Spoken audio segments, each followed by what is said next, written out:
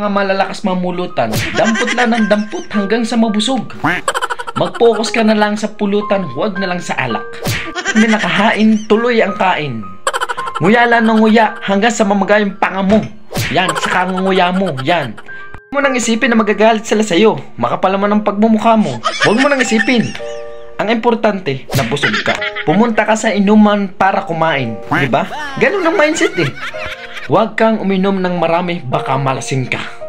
Sayang naman ang mapulutan. Lasing ka na yan, hindi ka na makakapulutan yan. Baka maglabas pa lang ng sisig, lechon, diba? Yan, sayang naman, diba? Huwag kang masyadong maglalasing, ha? Mga gantong blade lang sa baso, yan. Tapos ang mga pulutan mo, mga isang hita ng manok, yan, diba? Mas maganda. Tapos isubo mo hanggang sa mabiluokan ka. Yan, total, makapal naman ang pagmumukha mo, huwag ka nang mahiya. Nahihiya ka pa pala. Ha? Tapos pag wala silang pulutan, huwag kang uminom. Huwag kang iinom. Hayaan mo silang bumili ng sarili nilang pulutan. Kung pwedeng mag-take out ka.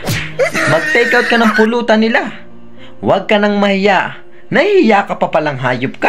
Tapos pag bibili ng pulutan, huwag kang magambag. Huwag kang magambag.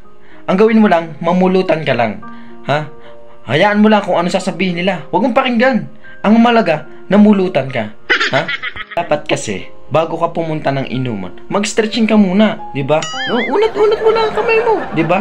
Para pagdating sa inuman, mabilis ang pagdampot mo, di ba? Oh, ganoon.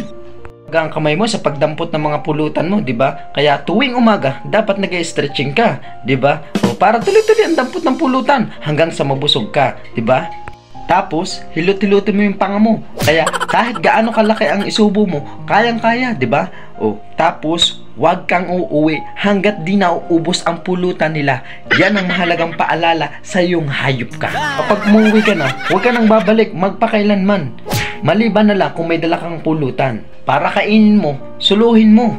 Diba? Hindi yung pupunta ka pa sa inuman, wala ka nang dalang pulutan, nakikikain ka pa. Diba? Ang kapal na mo, swerte mo. Nalasing na nung walang ambag, namulutan ka pa, nabusog ka pa, nakauwi pa ng nakangiti. Mga taong nalalasing na, malalaki talaga ang ngiti. Diba?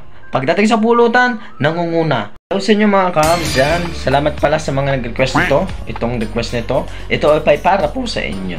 Yan. Sa mga naggusto magpa-shoutout dyan, baka naman gusto yung mag-comment sa comment down below dito sa video ito. And subscribe nyo rin po ako sa YouTube channel ko. At i-follow nyo rin po ako dito sa aking Facebook page. Yan. Hanggang sa muli mga kabs, maraming salamat po.